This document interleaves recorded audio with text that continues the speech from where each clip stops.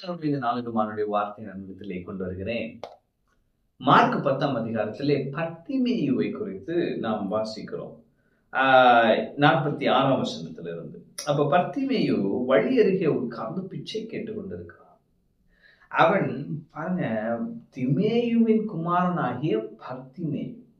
இதுக்கு 2 அர்த்தம். Son of ஹானர்னு ஒரு அர்த்தம் இருக்கு. கணம் பெற்றவன் மகன்ற ஒரு அர்த்தம் இருக்குது. அதே நேரத்தில் அசுத்தம் உள்ளவன் என்றும் ஒரு அர்த்தம் இருக்கிறது. அப்ப நல்லா இருந்த ஒருத்தன் இப்ப இப்படி இருக்கிறான். அதுதான் பர்த்திமேயு. அப்ப அன்னைக்கு ஒரு நாள் இயேசுவை குறித்து கேள்விப்படுகிறான். கேள்விப்பட்டதுமே நசரேயனாகிய இயேசு என்றுதான் சொன்னார்கள். ஆனால் இவன் கேள்விப்பட்டது பின்பாக வெளிப்பாட்டின் அறிவினால் சொல்லுகிறான், தாவீதின் குமாரனே எனக்கு இறங்கும். அப்ப இன்னைக்கு இயேசுவை உலகத்தார் பார்க்கிற மாதிரி பார்க்கிறோமா, அல்லது வெளிப்பாட்டின் அறிவினால் இயேசுவை பார்க்கிறோமா? இயேசுவை வெளிப்பாட்டின் அறிவினாலே பார்க்கும் பொழுது அவரை நாம் தாவீதின் குமாரனாக, மேசியாவாக, ராஜாதி ராஜாவாக, கர்த்தாதி கர்த்தாவாக நம்ம பார்க்க முடியும்.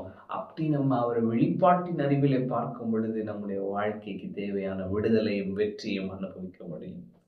அப்ப இவன் தாவீதின் குமாரனை எனக்கு இறங்கும் என்று சொன்னான். அந்த நாளிலே இயற்கைக்கு அப்பாற்பட்ட ஒரு நிகழ்வு நடந்தது. என்ன? அவர் அவனை அழைத்தார். அவனை அழைத்து வந்து கேட்ட ஒரு கேள்வி, அது நம்ம இன்னும் பாருங்க விசுவாசிக்க தூண்டும். என்னன்னா 51 பாருங்களேன். இயேசு அவனை நோக்கி, நான் உனக்கு என்ன செய்ய வேண்டும்? என்னப்பா, ஒரு குருடனுக்கு என்ன தேவை? கண் பார்வை தானே. ஆனா இயேசு அவனை பார்த்து கேட்டாரு, நான் உனக்கு என்ன செய்யணும்? இன்னைக்கு இயேசுக்கு உங்களை பத்தி எல்லாமே தெரியும். ஆனாலும் அவர் உங்களை பார்த்து கேட்கிறார், நான் உனக்கு என்ன செய்ய வேண்டும்? ஏன்? அவர் உங்களை மதிக்கிறார். அப்பா, ஐ ரெஸ்பெக்ட் யூப்பா, ஐ ஹானர் யூ. உனக்கு என்ன வேணும் கேளு, நான் தரேன். பாருங்க, உனக்கு இதான் தேவை அப்படின்னு திணிக்கிறது வேற, உனக்கு என்ன வேணும் கேள்வி தரேன்றது வேற. இயேசு பாருங்க உங்களை மதிச்சு கேட்கிறார், நான் உனக்கு என்ன செய்ய வேண்டும்? அன்னைக்கு பர்த்திமேயுவை பார்த்து அதுதான் கேட்டார். அவன் சொன்னான், நான் பார்வையடைய வேண்டும். உடனே இயேசு சொன்னார், நீ போகலாம், உன் விசுவாசம் உன்னை ரட்சித்தது என்றால் உடனே அவன் பார்வையடைந்து வழியில் இயேசுவுக்கு பின் சென்றான். அப்ப இன்னைக்கு ஒரு இயற்கைக்கு அப்பாற்பட்ட நிகழ்வு உங்க வாழ்க்கையில நடக்குது. என்னன்னா, தேவன் உங்க விசுவாசத்தை கனப்படுத்த போகிறார்.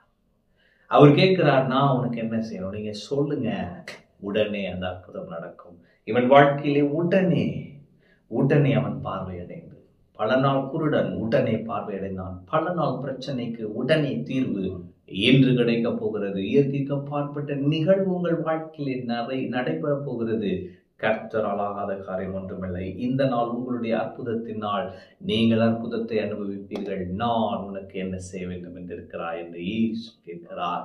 விசுவாசத்தில் கேளுங்கள், கேட்கிற எவனும் பெற்றுக்கொள்வான், கேட்கிற காரியங்களை பெற்றுக் கொள்வீர்கள். ஆமென். கர்த்தர் உங்களோடு இருக்கிறார். கர்த்தர் உங்களை ஆசீர்வதிப்பார்.